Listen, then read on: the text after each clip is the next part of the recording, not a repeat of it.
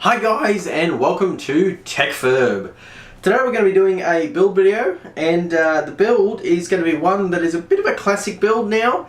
It's going to be based around a 1st Gen i5, so the parts are going to be roughly around the period of 2009 to 2010. So let's get into it.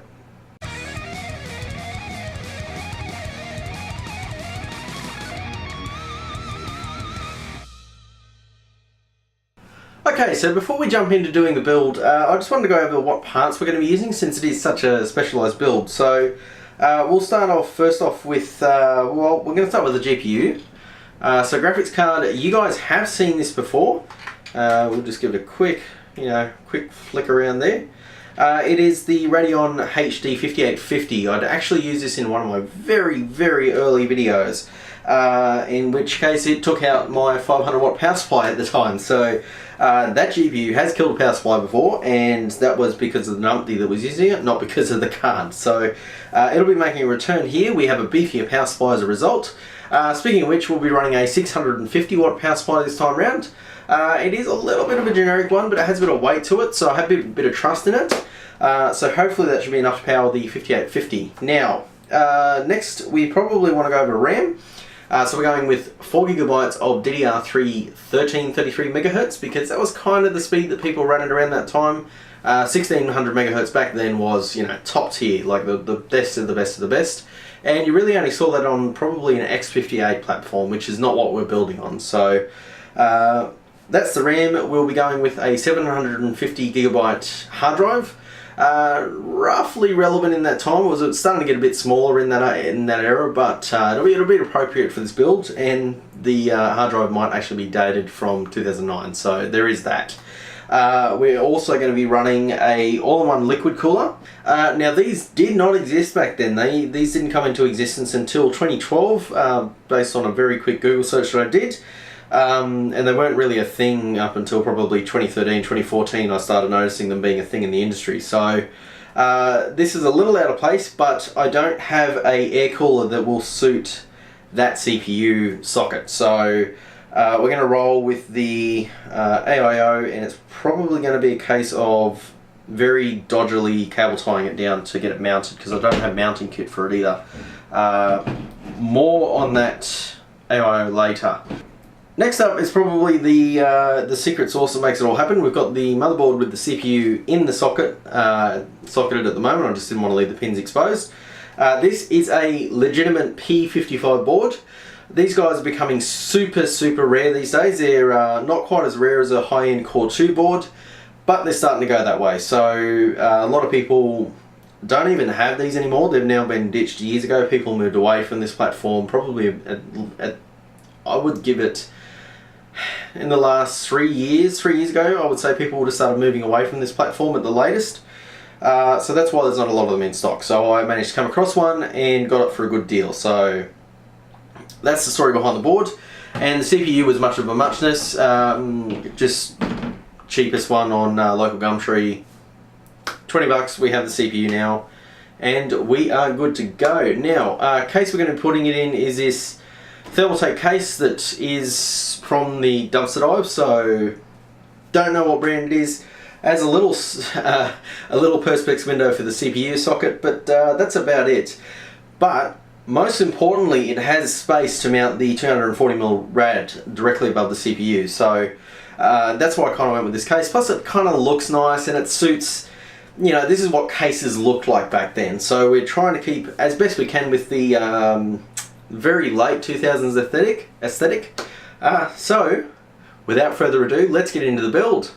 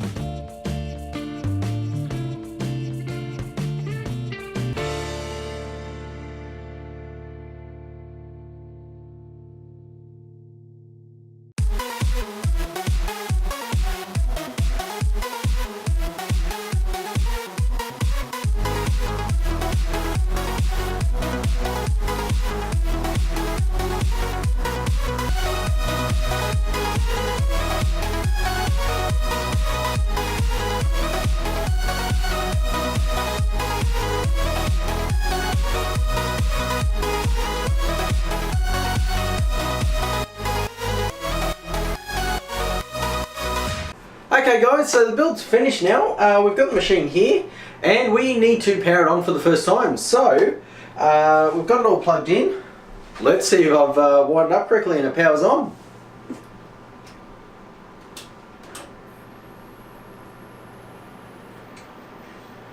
A little bit of a rattle. I think one of the fans might be a bit dodgy.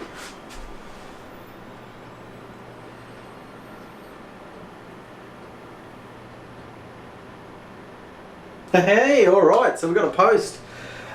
So, what I might do guys, I'll put Windows 10 on this puppy. I would like to do it with Windows 7, but I'll just put Windows 10 on it.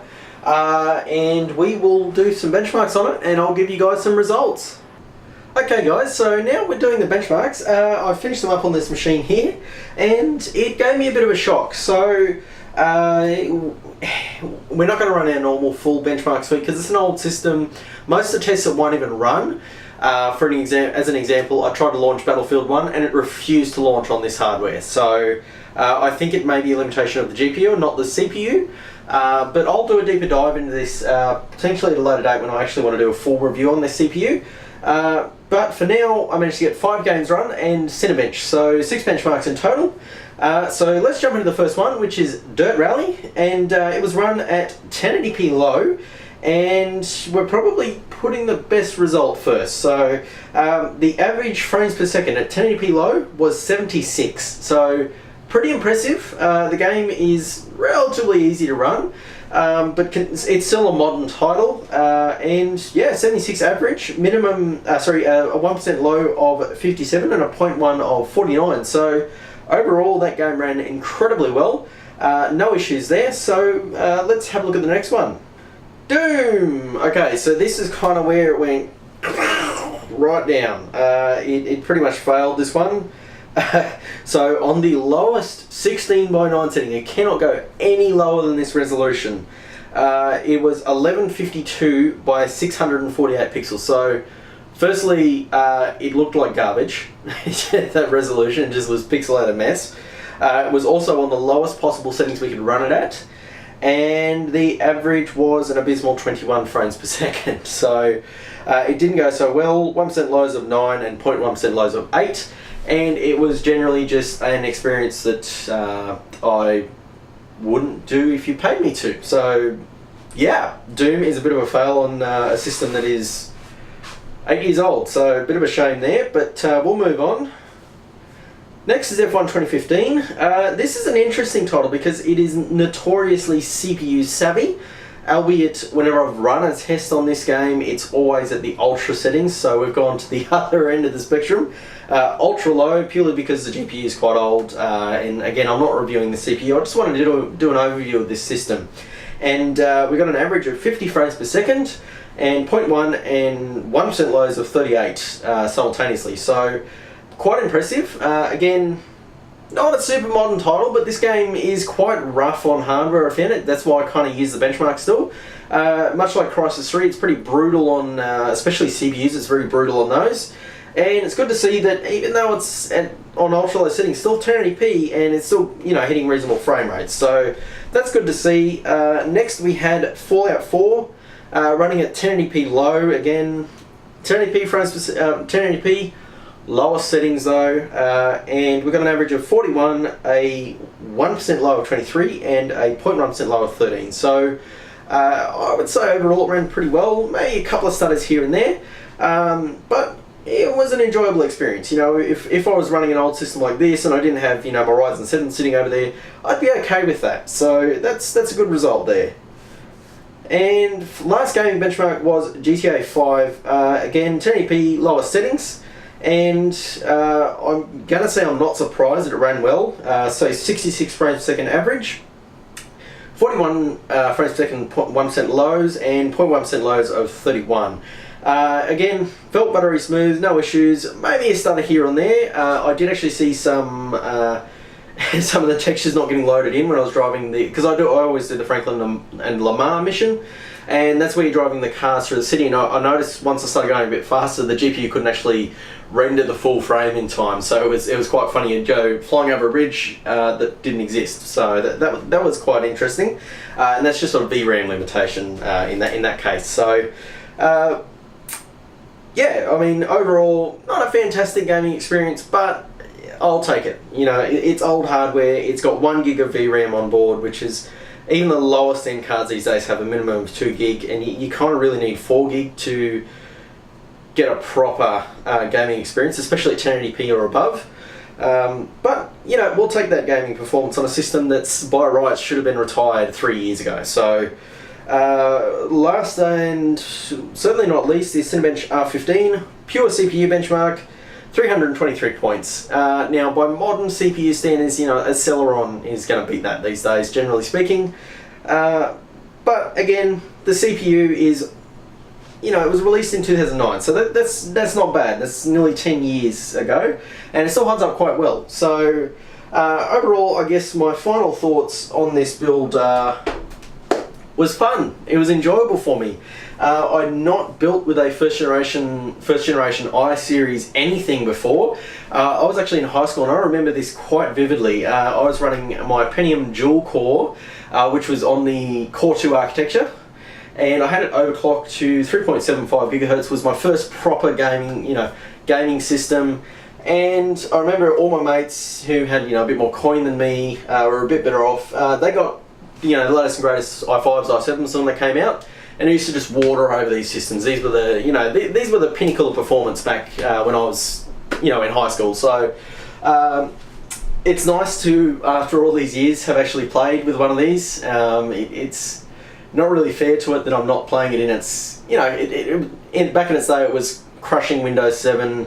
And you know, mechanical hard drives, like it was normal to run a mechanical hard drive. No one had an SSD back then, only the super high-end systems, but you didn't notice a performance difference back in those days because the software wasn't as intense as it is now.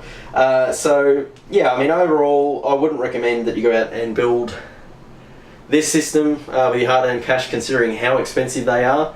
It is better than a Core 2 experience, I will say that. You know, you've got DDR3 RAM. In some cases, I think you'll get SATA 3, but it depends on the board. And, you know, generally it has basic things like AHCI support is included, so you don't get that on a Core 2, generally speaking. But, yeah, I mean, that's kind of the nuts and bolts of it. I wouldn't recommend you guys go out and build a especially first generation i5. Can't speak for an i7, but definitely the i5 down in that first generation is unless you can get it. Unless, this is the caveat, if you can get the CPU, the motherboard and the RAM for under $100, sure. But that's not going to happen. It's usually looking at about $150, $200 for CPU, motherboard and RAM for these, you know, this generation of CPUs. So yeah, I hope to do maybe a couple more videos on this one. I might look at doing a video where I drop in the GTX 1050 and see if that does anything with the gaming performance. I also want to do a full-blown review on the i5 750, which will generally be done with the RX 480. So, yeah, that's kind of everything. Thanks for watching, guys. Leave a like if you liked it, leave a dislike if you disliked it. Comments down below if you have any experiences you want to share with me, any thoughts on the video. We now have proper, you know, blackout blinds here, so I can film in the daytime and the nighttime, which is something I couldn't do properly before. You guys, little things that you guys didn't know about that actually affects my ability to schedule videos. So yeah, overall channel's in a good place, and if you haven't got subscribed, get subscribed. I'm trying to keep pumping out videos as regular as I can. Usually about every 1 to 2 weeks I'm getting a video out now. And yeah, thanks for watching, guys, and I will catch you in the next video.